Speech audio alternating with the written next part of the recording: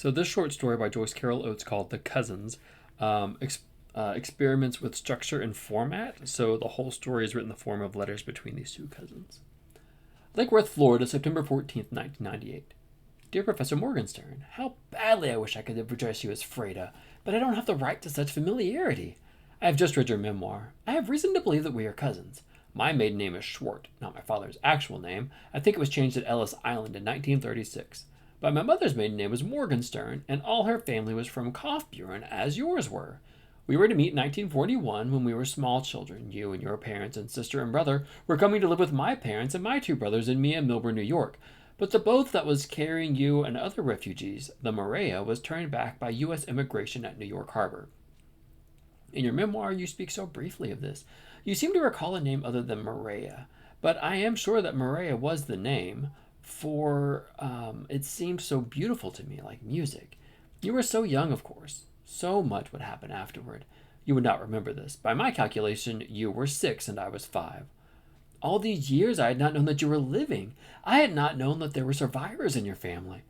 It was told to us by my father that there were not. I'm so happy for you and your success. To think that you were living in the U.S. since 1956 is a shock to me. That you were a college student in New York City while I was living, my first marriage, not a happy one, in upstate New York. Forgive me, I did not know of your previous books, though I would be intrigued by biological anthropology, I think. I have nothing of your academic education. I'm so ashamed. Not only not college, but I did not graduate from high school. Well, I am in hope that we might meet. Oh, very soon, Freda, before it's too late. I am no longer your 5-year-old cousin dreaming of a new sister, as my mother promised, who would sleep with me in my bed and be with me always. Your lost cousin, Rebecca. Lake Worth, Florida, September 15, 1998. Dear Professor Morgenstern, I wrote to you just the other day. Now I see to my embarrassment that I may have sent the letter to a wrong address. If you are on sabbatical leave from the University of Chicago, as it says on the dust jacket of your memoir, I will try again with this care of your publisher. I will enclose the same letter, though I feel it is not adequate to express what is in my heart. Your lost cousin, Rebecca. P.S. Of course I will come to you wherever and whenever you wish. Freda. Lake Worth, Florida, October 2nd, 1998. Dear Professor Morgenstern, I wrote to you last month, but I'm afraid that my letters were misaddressed. I will enclose these letters here, now that I know you are at the Institute for Advanced Research at Stanford University, Palo Alto, California. It's possible that you have read my letters and were offended by them. I know I'm not a very good writer. I should not have said what I did about the Atlantic crossing in 1941, as if you would not know these facts for yourself. I did not mean to correct you, Professor Morgenstern, regarding the name of the very boat you and your family were on in that nightmare time. In an interview with you reprinted in the Miami newspaper, I was embarrassed to read that you have received so much mail from, quote, relatives since the memoir. I smiled where you said, where were all these relatives in America when they were needed? Truly we were here, Freda, in Millburn, New York, on the Erie Canal. Your cousin, Rebecca. Palo Alto, California, 1 November 1998. Dear Rebecca Schward, thank you for your letters and for your response to my memoir.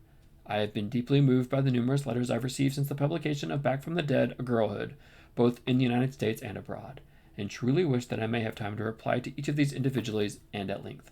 Sincerely, F.M. Freda Morgenstern, Julius K. Tracy, 48, Distinguished Professor of Anthropology, University of Chicago. Lake Worth, Florida, November 5, 1998. Dear Professor Morgenstern, I'm very relieved now I have the correct address. I hope that you will read this letter. I think you must have a secretary who opens your mail and sends back replies. I know you are annoyed, by so many now claiming to be relatives of Freda Morgenstern, especially since your television interviews. But I feel very strongly I am your true cousin, for I was the only daughter of Anna Morgenstern. I believe that Anna Morgenstern was the only sister of your mother, Sarah, a younger sister. For many weeks my mother spoke of her sister Sarah coming to live with us, your father and your Elizabetta, who was older than you by 3 or 4 years, and your brother Leon, who was older than you by not so much. We have photographs of you. I remember so clearly how your hair was so neatly plaited, and how pretty you were, a frowning girl, my mother said of you, like me. We did look alike then, Freda, though you were much prettier, of course. Elzbieta was blonde with a plump face. Leon was looking happy in the photograph, a sweet-seeming boy of maybe 8. To read that your sister and brother died in such a terrible way in Thrushtenstad was so sad. My mother never recovered from the shock of that time, I think. She was so hoping to see her sister again. When the Maria was turned back in the harbor, she gave up hope. My father did not allow her to speak German, only English. But she could not speak English well. If anyone came to the house, she would hide. She did not speak much afterward to any of us and was often sick. She died in May 1949. Reading this letter, I see that I'm giving a wrong emphasis, really. I never think of these long ago things. I was seeing your picture in the newspaper, Freda. My husband was reading the New York Times and called me to him saying, wasn't it strange, here is a woman looking enough like his wife to be a sister. Though, in fact, you and I do not look so much alike, in my opinion, not any longer. But it was a shock to see her face, which is so very like my mother's face as I remember it. And then your name, Freda Morgenstern. At once, I went out and purchased Back from the Dead, A Girlhood. I have not read any Holocaust memoirs out of a dread of what I would learn.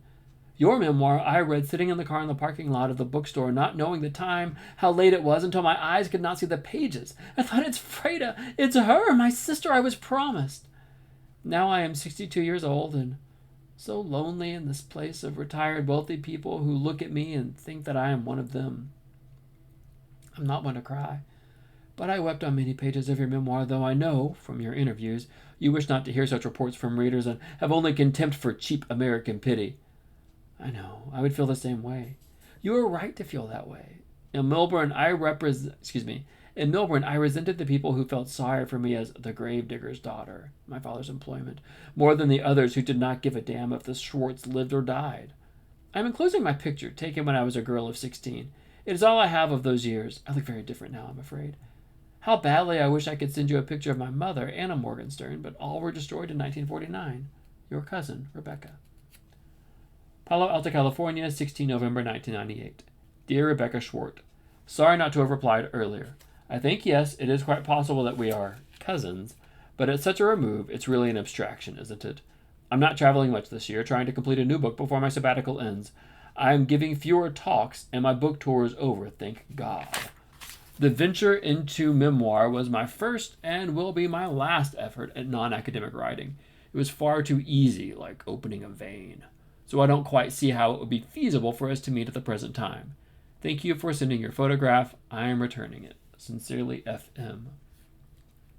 Lake Worth, Florida, November 20, 1998. Dear Freda, yes, I am sure we are cousins. Though, like you, I don't know what cousins can mean. I have no living relatives, I believe. My parents have been dead since 1949, and I know nothing of my brothers, whom I have not glimpsed in many years. I think you despise me as your American cousin.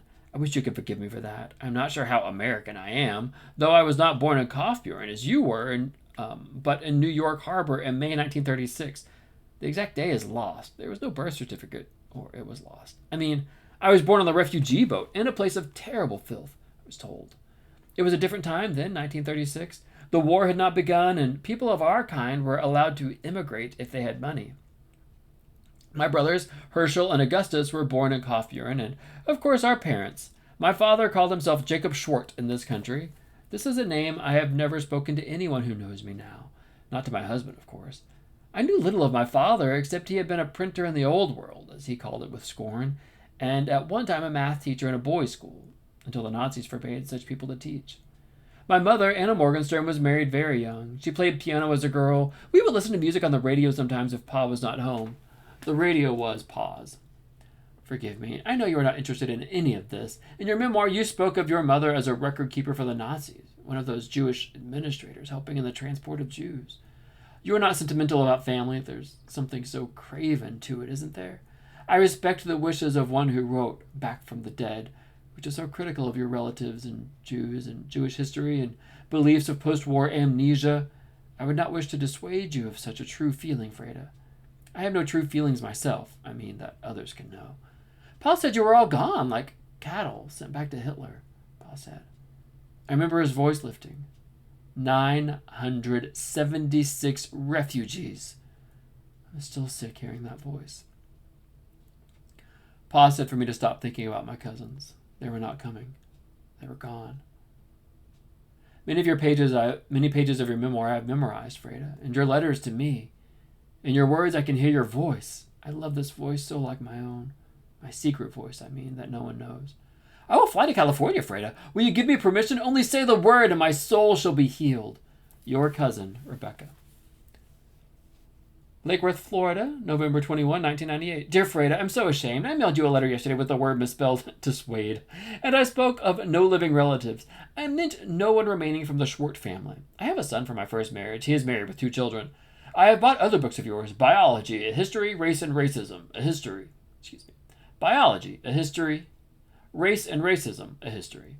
How impressed Jacob Schwartz would be. The little girl in the photographs was never gone, but has so very far surpassed him.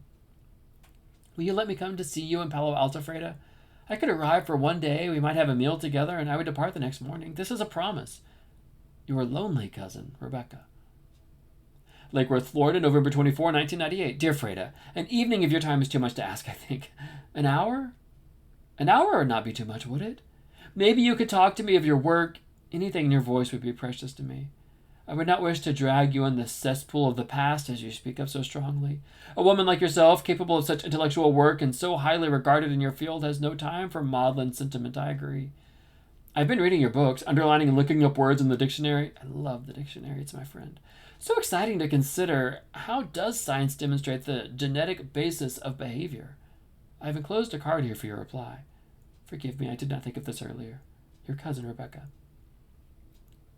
Palo Alto, California, 24 November 1998. Dear Rebecca Schwartz, your letters of November 20 and 21 are interesting, but the name Jacob Schwartz means nothing to me, I am afraid. There are numerous Morgensterns surviving. Perhaps some of these are your cousins, too. You might seek them out if you are lonely.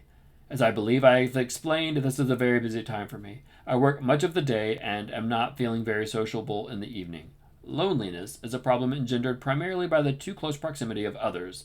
One excellent remedy is work. Sincerely, F.M. P.S. I believe you have left phone messages for me at the Institute. As my assistant has explained to you, I have no time to answer such calls. Lake Worth, Florida, November 27, 1998.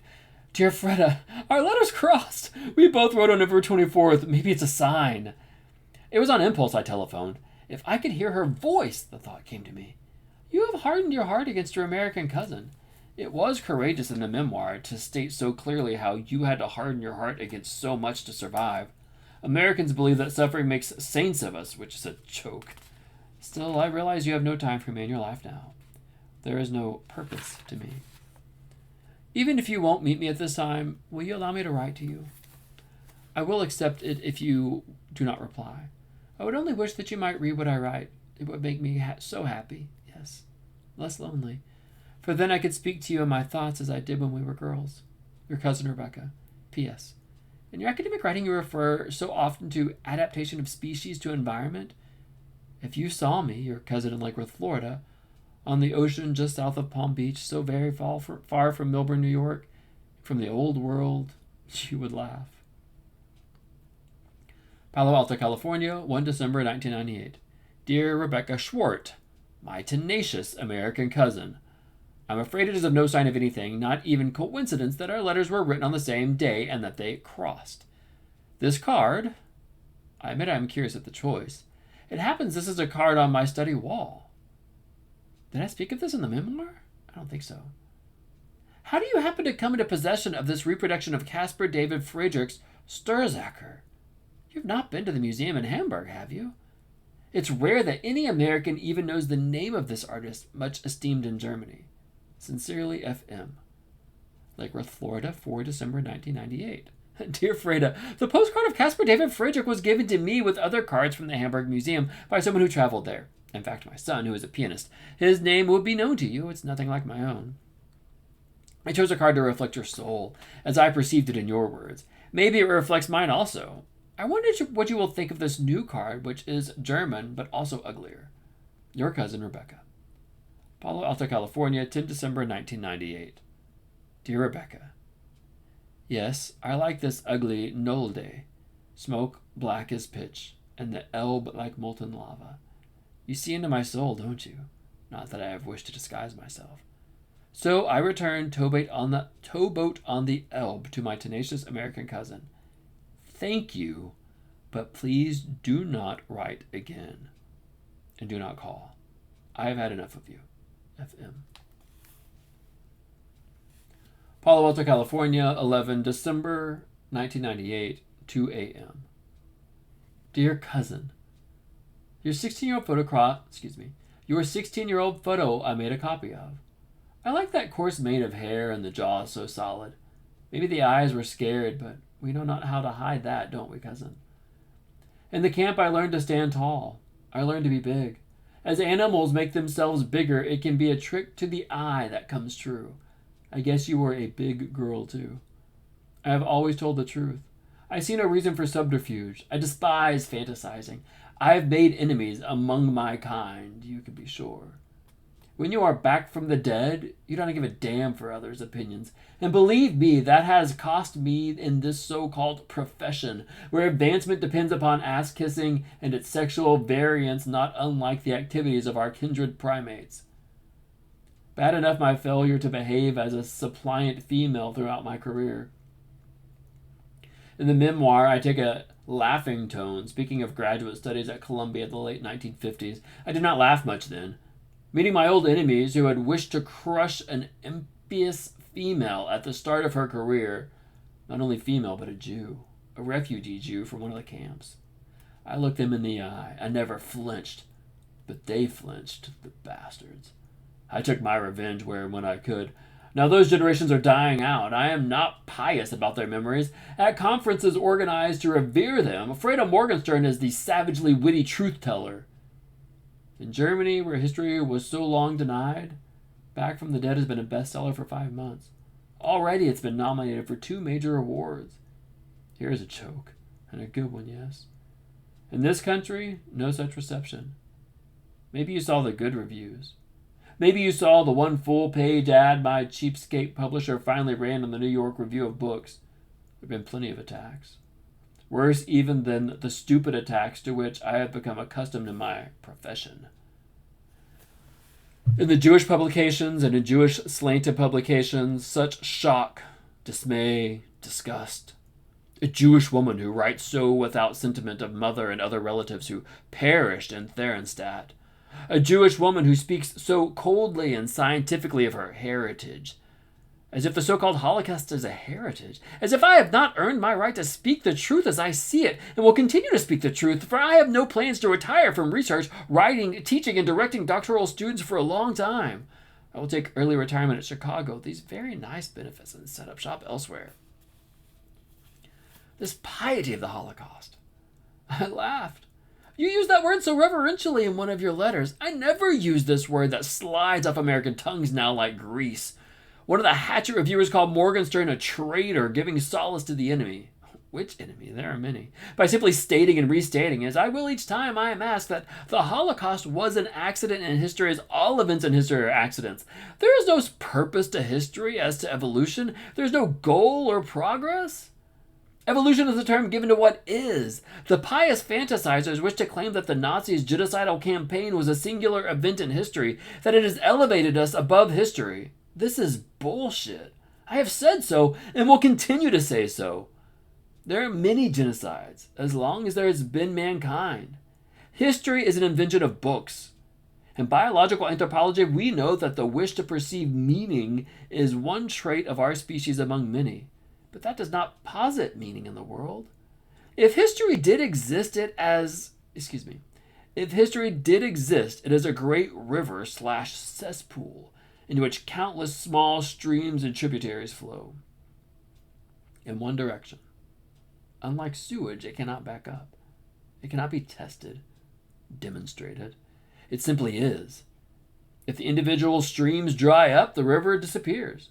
There is no river destiny. There are merely accidents in time. The scientist notes that without sentiment or regret. Maybe I will send you these ravings, my tenacious American cousin. I'm drunk enough in a festive mood. Your traitor cousin, F.M. Lake Worth, Florida, 15 December 1998. Dear Freda, how I loved your letter that made my hands shake. I have not laughed in so long. I mean, in our special way. It's the way of hatred. I love it. Though it eats you from the inside out, I guess. It's a cold night here. A wind off the Atlantic. Florida's often wet, cold. Lake Worth/Palm Beach are very beautiful and very boring. I wish you might come here and visit. You could spend the rest of the winter, for it's often sunny, of course. I take your precious letters with me in the early morning walks on the beach, though I've memorized your words. Until a year ago, I'd run for miles. At the rain-whipped edge of a hurricane, I ran. To see me, my hard-muscled legs and straight backbone, you would never guess I was not a young woman. So strange that we are in our 60s, Freda. Our baby girl dolls have not aged a day. Do you hate it, growing old? Your photographs show such a vigorous woman. You tell yourself, every day I live was not meant to be, and there's happiness in this. Freda, in our house of mostly glass facing the ocean, you would have your own wing. We have several cars. You would have your own. No questions asked where you went. You would not have to meet my husband. You would be my precious secret. Tell me you will come, Freda. After the new year would be a great time. When you finish your work each day, we will go walking on the beach together. I promise we would not have to speak. Your loving cousin, Rebecca. Lake Worth, Florida, 17 December 1998. Dear Freda, forgive my letter of the other day, so pushy and familiar. Of course you would not wish to visit a stranger. I must make myself remember, though we are cousins, we are strangers. I was reading again, back from the dead, the last section in America. Your 3 marriages, ill-advised experiments in intimacy/lunacy. You're very harsh and very funny, Freda. Unsparing to others as to yourself. My first marriage, too, was blind in love and, I suppose, lunacy. Yet without it I would not have my son. In the memoir you have no regret for your misbegotten fetuses, though for the pain and humiliation of the abortions, illegal at the time. Poor Freda. In 1957, in a filthy room in Manhattan, you nearly bled to death at that time. I was a young mother, so in love with my life, yet I would have come to you if I had known. Though I know that you will not come here, yet I hold out hope that suddenly, yes, you might, to visit, to stay as long as you wish. Your privacy would be protected. I remain the tenacious cousin, Rebecca. Lake Worth, Florida, New Year's Day, 1999. Dear Freda, I don't hear from you. I wonder if you've gone away. But maybe you will see this. If Freda sees this, even to toss away. I'm feeling happy and hopeful. You are a scientist, and of course you are right to scorn such feelings as magical and primitive, but I think there can be newness in the new year. I am hoping this is so. My father, Jacob Schwartz, believed that in animal life, the weak are quickly disposed of. We must hide our weaknesses always. You and I knew that as children. But there is so much more to us than just the animal. We know that too. Your loving cousin, Rebecca. Palo Alto, California, 19 January 1999. Rebecca, yes, I've been away, and I am going away again. What business is it of yours? I was coming to think you must be an invention of mine, my worst weakness. But here on my windowsill, propped up to stare at me, is Rebecca, 1952, the horse-mane hair and hungry eyes. Cousin, you are so faithful. It makes me so tired. I know I should be flattered. Few others would wish to pursue difficult Professor Morgenstern. Now I'm an old woman. I tossed your letters in a drawer, then in my weakness I opened them. Once rummaging through dumpster trash, I retrieved a letter of yours. Then in my weakness I opened it. You know how I hate weakness. Cousin, no more. FM. Lake Worth, Florida, 23 January 1999. Dear Freda, I know. I am sorry. I shouldn't be so greedy. I have no right. When I first discovered that you were living last September, my thought was only my cousin Freda Morgenstern, my lost sister. She's alive. She doesn't need to love me or even know me or give a thought to me. It's enough to know that she did not perish and has lived her life. Your loving cousin, Rebecca. Palo Alto, California, 30 January 1999. Dear Rebecca, we make ourselves ridiculous with emotions at our age, like showing our breasts. Spare us, please. No more would I wish to meet you than I would wish to meet myself. Why would you imagine I might want a cousin, sister, at my age? I would like it that I have no living relatives any longer, for there is no obligation to think, is he, she still living? Anyway, I'm going away. I will be traveling all spring. I hate it here. California, suburban, boring, and without a soul. My colleagues/friends are shallow opportunists to whom I appear to be an opportunity. I hate such words as perish. Does a fly perish? Do rotting things perish? Does your enemy perish? Such exalted speeches makes me tired. Nobody perished in the camps. Many died. Were killed. That's all. I wish I could forbid you to revere me, but for your own good, dear cousin, I see that I am your weakness too. Maybe I want to spare you. If you were a graduate student of mine, though, I would set you right with a swift kick in the rear. Suddenly there are awards and honors for Freda Morgenstern. Not only the memoirist, but the distinguished anthropologist, too. So I will travel to receive them. All this comes too late, of course. Yet, like you, I am a greedy person, Rebecca. Sometimes I think my soul is in my gut. I am one who stuffs herself without pleasure, to take food from others. Spare yourself. No more emotion. No more letters. FM. Chicago, Illinois, 29 March 1999. Dear Rebecca Schwartz, have been thinking of you lately. It has been a while since I've heard from you, unpacking things here, and came across your letters and photograph. How stark-eyed we all looked in black and white, like x-rays of the soul. My hair was never so thick and splendid as yours, my American cousin. I think I must have discouraged you. Now, to be frank, I miss you.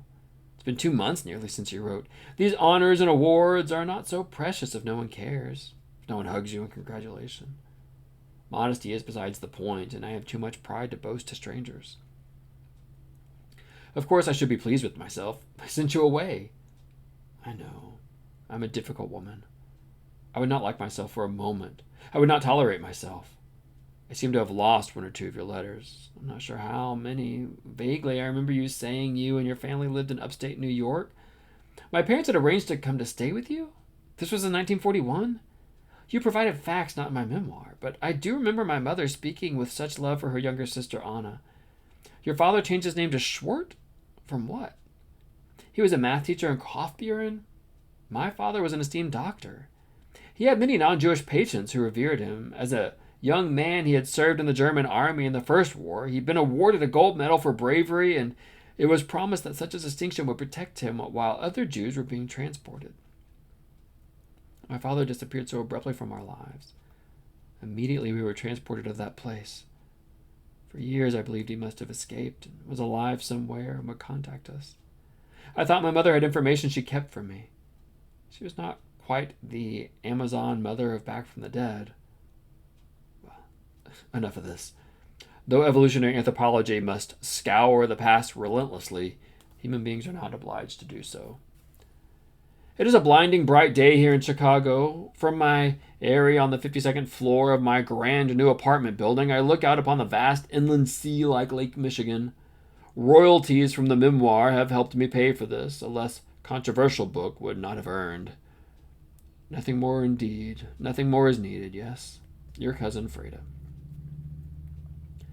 Lake Worth, Florida, April 3, 1999. Dear Freda, your letter meant so much to me. I'm so sorry not to answer sooner. I make no excuses. Seeing this card, I thought, for Freda. Next time I will write more. Soon, I promise. Your cousin, Rebecca. Chicago, Illinois, 22 April 1999. Dear Rebecca, received your card. I'm not sure what I think of it. Americans are gaga for Joseph Cornell as they are for Edward Hopper. What is Lanner waltzes? 2 little girl doll figures riding the crest of a wave, and in the background an old-fashioned sailing ship with sails billowing? Collage? I hate riddle art. Art is to see, not to think. Is something wrong, Rebecca? The tone of your writing is altered, I think. I hope you're not playing coy to take revenge for my chiding letter of January. I have a doctoral student, a bright young woman, not quite so bright as she fancies herself, who plays such games with me at the present time at her own risk. I hate games, too.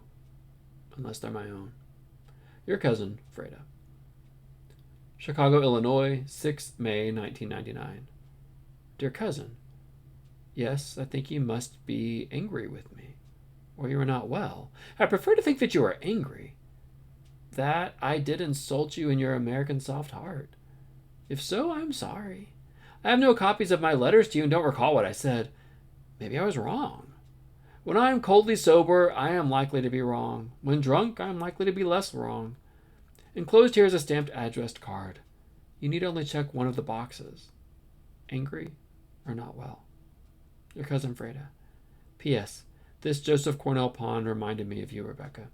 A doll girl playing her fiddle beside a murky inlet. Lake Worth, Florida, September 19, 1999. Dear Freda, how strong and beautiful you were at the award ceremony in Washington. I was there in the audience at the Folger Library.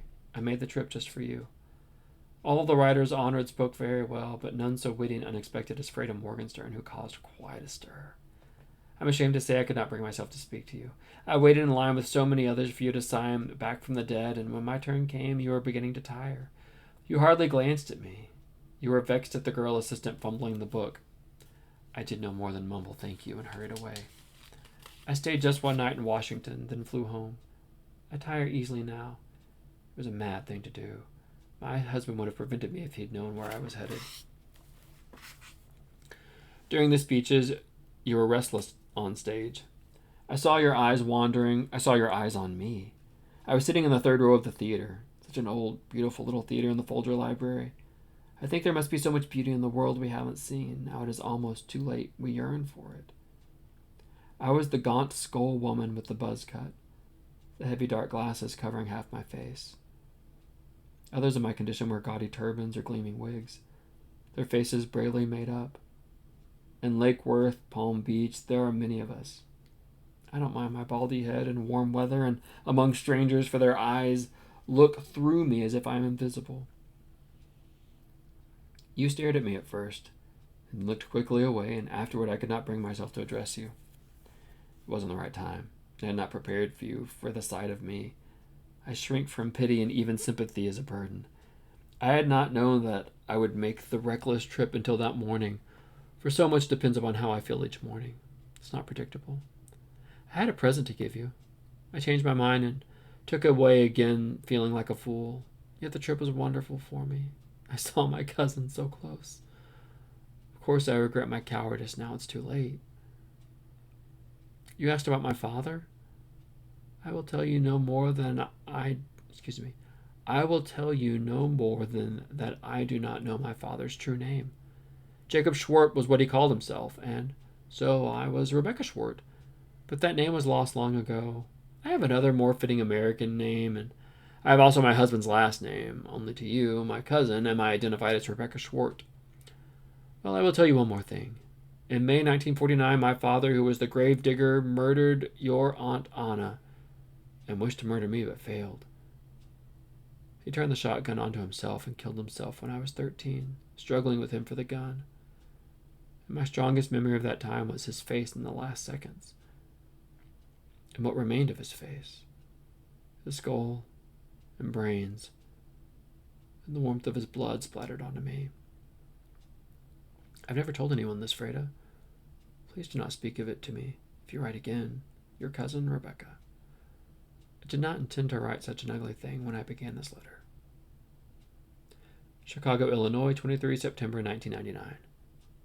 Dear Rebecca, I'm stunned that you were so close to me and didn't speak. And what you tell me of what happened to you at age 13, I don't know what to say. Except, yes, I'm stunned. I am angry and hurt. Not at you. I don't think I'm angry at you, but at myself. I've tried to call you. There's no Rebecca Schwartz in Lake Worth phone directory. Of course, you've told me there is no Rebecca Schwartz. Why in hell have you never told me your married name? Why are you so coy? I hate games. I don't have time for games. Yes, I am angry with you. I'm upset and angry you are not well. You never returned my card. I waited and waited, and you did not. Can I believe you about Excuse me. Can I believe you about Jacob Schwartz? We conclude that the ugliest things are likely to be true. In my memoir, that isn't so. When I wrote it 54 years later, it was a text I composed of words chosen for effect. Yes, there are true facts in Back from the Dead, but facts are not true unless explained. My memoir had to compete with other memoirs of its type, and so had to be original. I am accustomed to controversy. I know how to tweak noses. The memoir makes light of the narrator's pain and humiliation. It's true, I did not feel that I would be one of those to die. I was too young and ignorant, and compared to others, I was healthy. My big blonde sister Elsbieta, the relatives so admired, looking like a German girl doll, soon lost all that hair, and her bowels turned to bloody suet. Leon died trampled to death, I would learn afterwards. What I say of my mother, Sarah Morgenstern, is truthful only at start.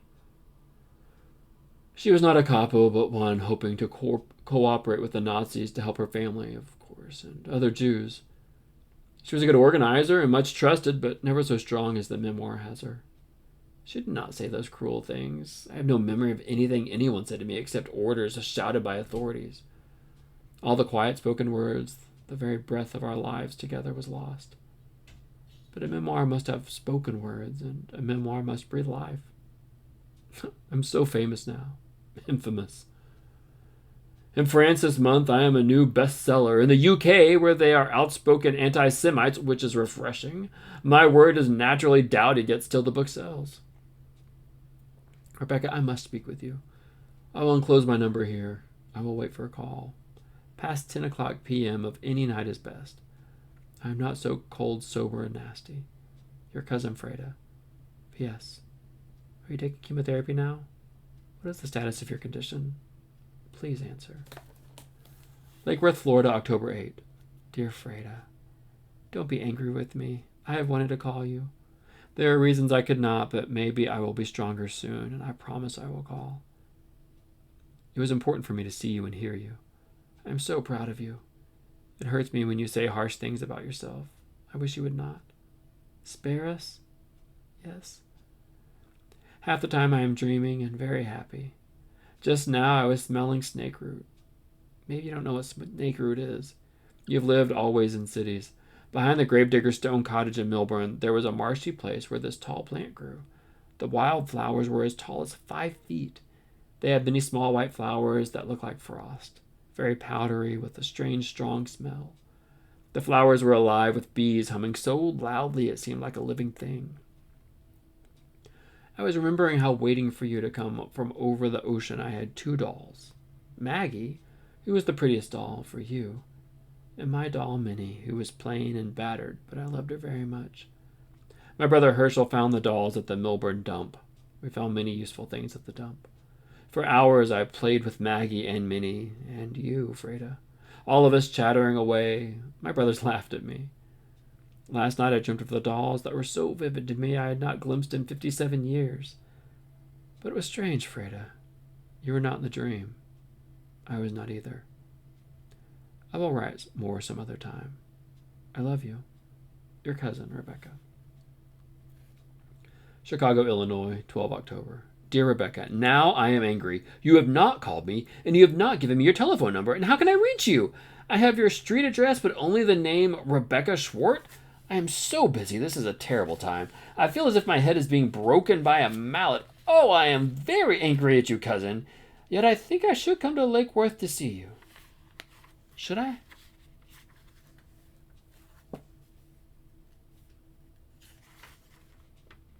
The end always catches me off guard, because it just stops. Like life.